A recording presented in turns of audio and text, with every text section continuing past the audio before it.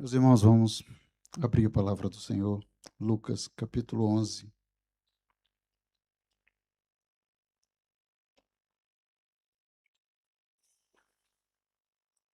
Lucas 11.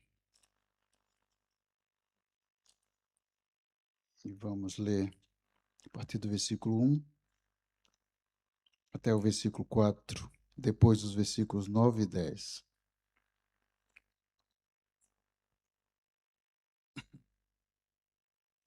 E aconteceu que, estando ele a orar num certo lugar, quando acabou, lhe disse um dos seus discípulos: Senhor, ensina-nos a orar, como também João ensinou aos seus discípulos. E ele lhes disse: Quando orares, dizei: Pai, santificado seja o teu nome, venha o teu reino, dá-nos cada dia o nosso pão cotidiano, perdoa-nos os nossos pecados, pois também nós perdoamos a qualquer que nos deve, e não nos conduzas em tentação, mas livra-nos do mal. Versículos 9 e 10. E eu vos digo a vós: pedi e dá-se-vos-á, buscai e achareis, batei e abri-se-vos-á. Até aqui a palavra do Senhor. Isto é uma leitura que não é muito habitual quando se refere a esta oração que Jesus ensinou, não é? Esta, comparando com outras passagens, parece estar incompleta, mas eu não quero deter-me nesta oração chamada oração do Pai Nosso,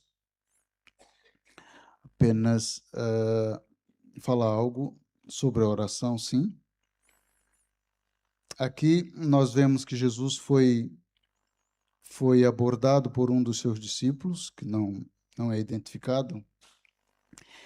Diz que, estando ele a orar num certo lugar, o primeiro detalhe é que Jesus foi abordado exatamente sobre aquilo que ele estava a fazer.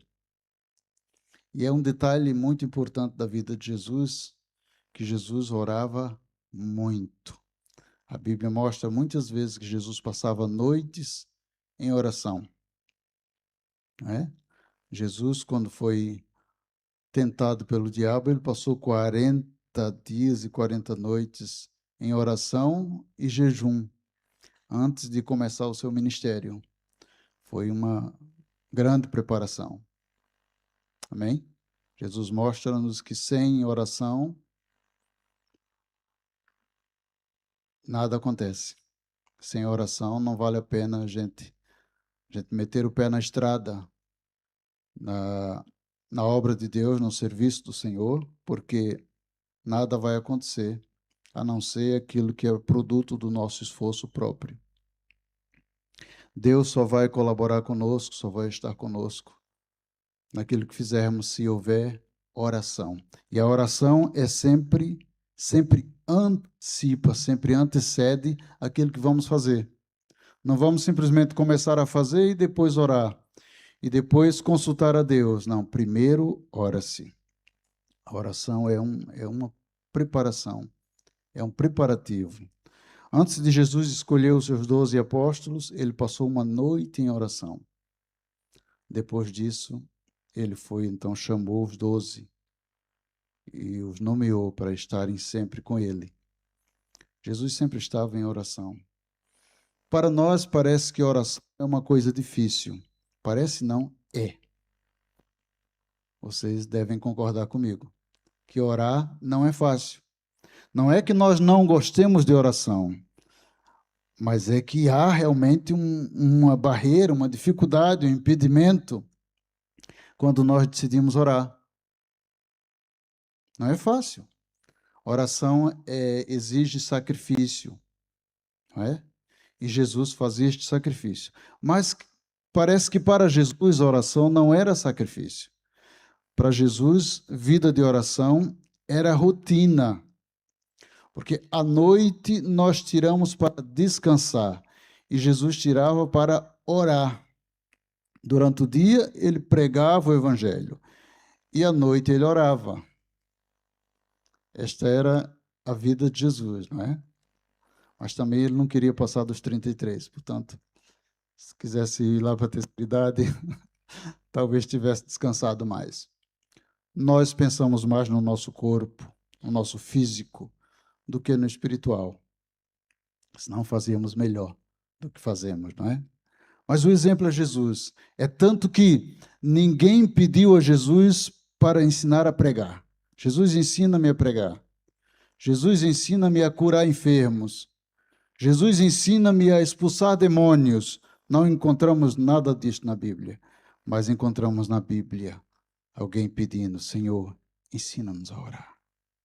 Jesus era um exemplo de oração tão eficaz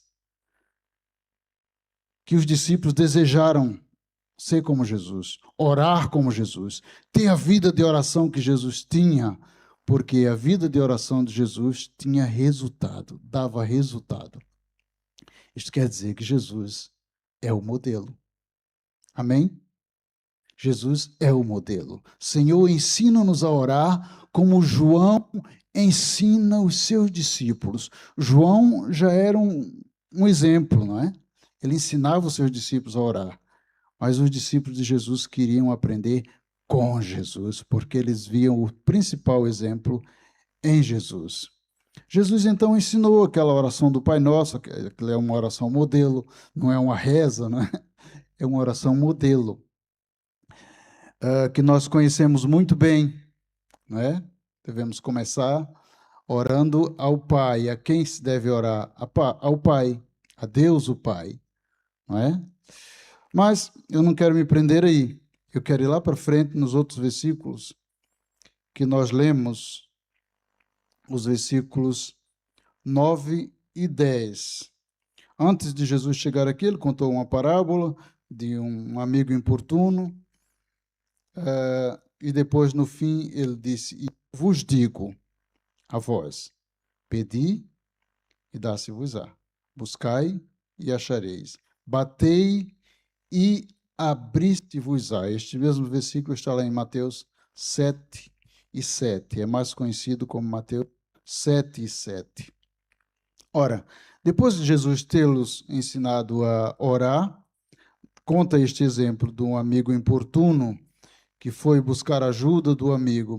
O amigo já estava deitado com seus filhos, não queria se deitar, mas ele disse: mas pela persistência daquele amigo, o outro certamente levantou-se para atendê-lo, não é?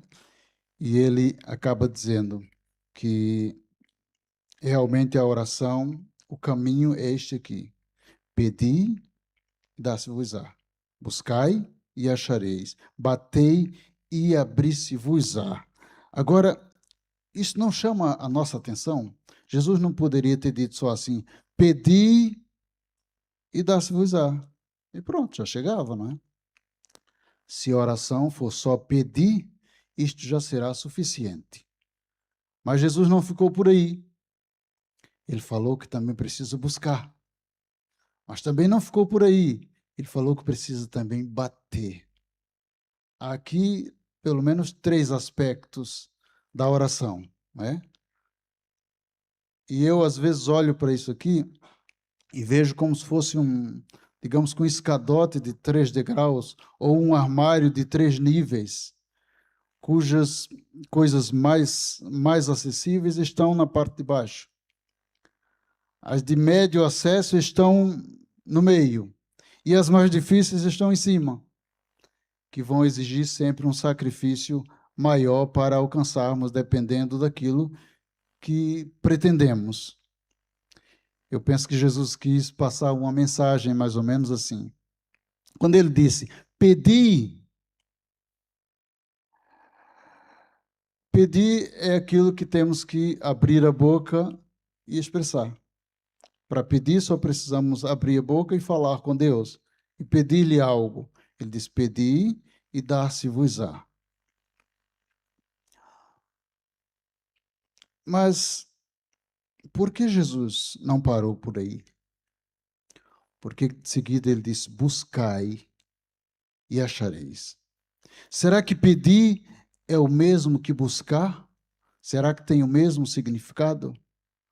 Se tivesse o mesmo significado, era apenas uma redundância. Jesus estava apenas a repetir a ideia.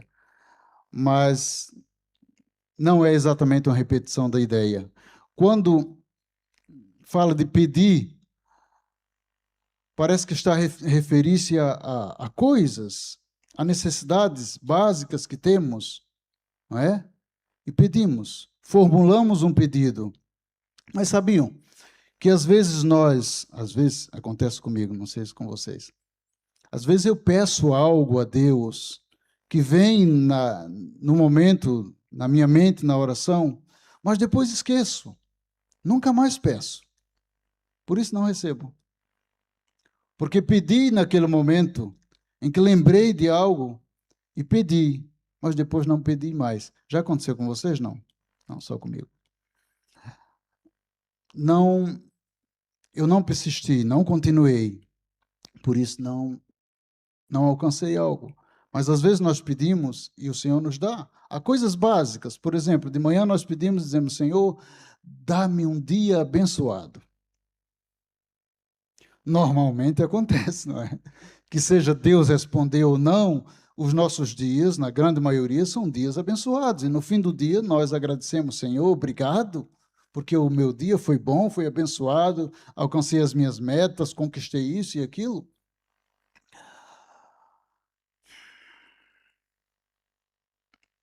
Que Deus tenha respondido ou não, nós pedimos pelo dia. No fim do dia, aquele dia já passou. Então, aquela oração já ficou para trás, não é? Mas às vezes pedimos coisas ao Senhor que não são coisas momentâneas, que são necessidades que nós temos e esquecemos e não pedimos mais. Quando pedimos algo ao Senhor. Mas quando diz assim, buscai e achareis. Quando eu vou à Bíblia e procuro sobre buscar, eu vejo que isso tem um sentido. Isaías 55:6 diz assim: buscai ao Senhor enquanto se pode achar. Não é? Jesus, quando falou das necessidades, para não nos preocuparmos com coisas básicas como vestir, o comer, essas coisas assim, lá na frente ele diz assim: mas buscai primeiro o reino de Deus e a sua justiça. Quando Jesus falou buscai, ele não se referiu a coisas, ele se referiu ao reino de Deus. Buscai ao Senhor enquanto se pode achar. Então, essa busca não é pela coisa, mas refere-se ao Senhor que dá as coisas. Se nós queremos receber aquilo que pedimos ao Senhor, aquele pedido que formulamos, nós precisamos buscar aquele que atende o pedido. Isto fala de relacionamento, que é muito mais importante do que as nossas necessidades físicas e básicas. É a nossa vida com Deus, o nosso relacionamento. Jesus disse: buscai e achareis. Buscai o Senhor. Buscar-me-eis e me achareis quando me buscardes de todo o vosso coração. Sempre que a Bíblia fala de busca, ela refere-se a Deus, ao reino de Deus, às coisas espirituais e não coisas físicas, coisas materiais. Quando buscamos o dono da bênção, é muito mais fácil recebermos a bênção. Amém? Quando alcançamos o coração de Deus, é muito mais fácil alcançarmos os seus benefícios. Nós, como pais, damos coisas aos nossos filhos, mas quando os nossos filhos nos conquistam, nós damos mais e damos com mais prazer. Não é verdade? Nós não damos tudo o que nossos filhos nos pedem. Deus também não nos dá tudo o que nós pedimos, porque Ele é que sabe o que nós precisamos. Às vezes pedimos também o que não precisamos. Pedimos também aquilo que não vai servir de bênção para nós. E o Senhor não nos dá porque Ele sabe de tudo. Mas não fica só aí pela busca. A busca é uma necessidade de buscar a presença do Senhor, buscar relacionamento com o Senhor, buscar vida com Deus, vida de oração, vida de propósito. Mas Jesus continua e diz assim: batei e abri-se-vos-á. Quando se fala de busca, imaginamos que busca-se algo que não está aqui diante de nós, algo que está escondido, algo que está perdido, algo que precisa ser encontrado, não é? Uma busca é uma procura.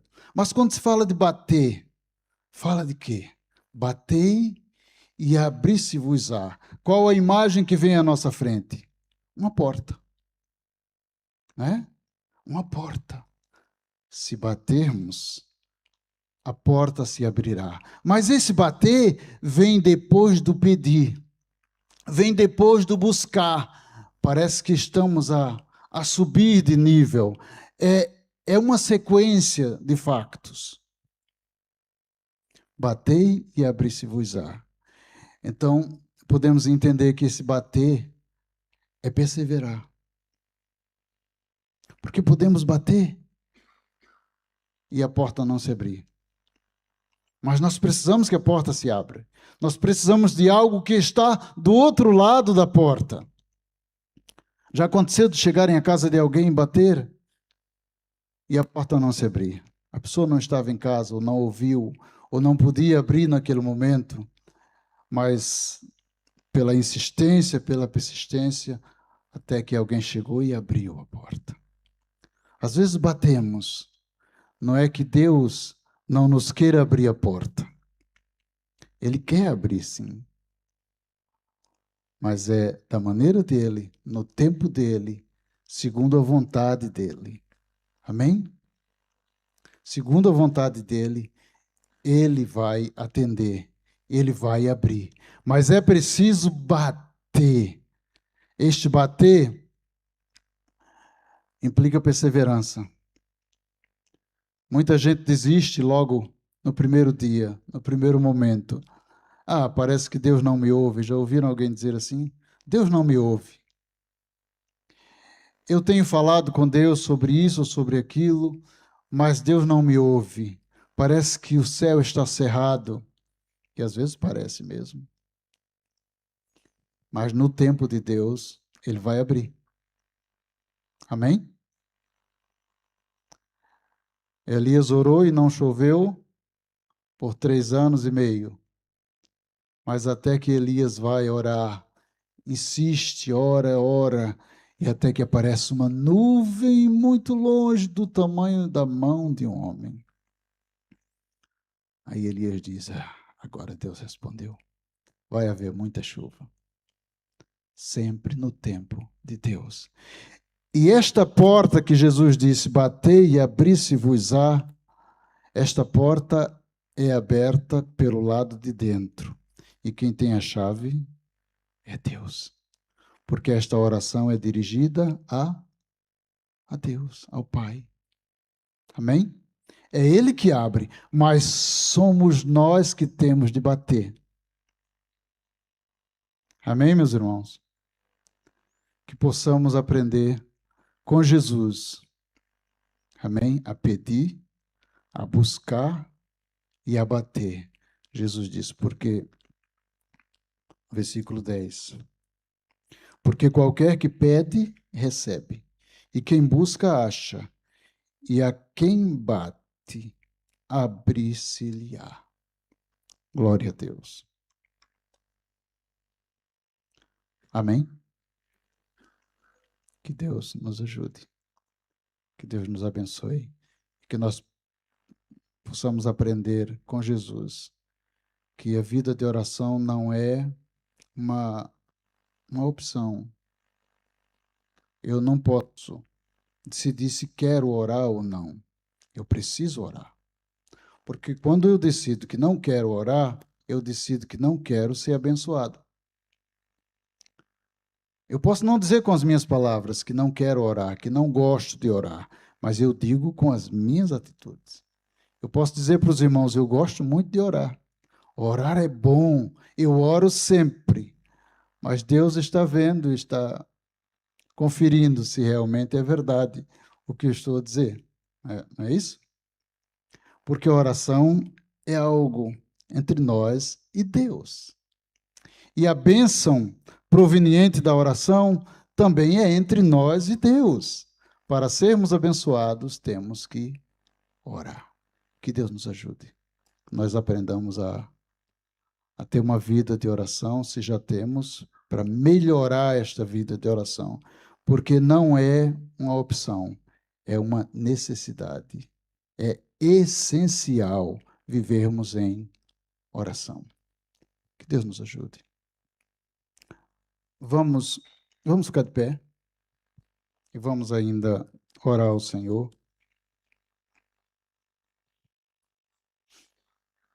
E eu quero pedir a alguém que não orou ainda que faça uma oração sobre a nossa vida de oração. Sabem uma coisa, só um detalhe. Quando nós não estamos com disposição para orar, a oração que nós devemos fazer é: Senhor, abençoa a minha vida de oração. Não é? Desperta-me para orar. Aí já temos um tema para orar. Senhor, eu quero aprender a orar. Eu quero desejar orar. Espírito Santo, eu quero orar. Aí então o Espírito Santo vai colocar em nós desejo de orar. E vai acontecer. Um dos irmãos, ore pela vida de oração da igreja.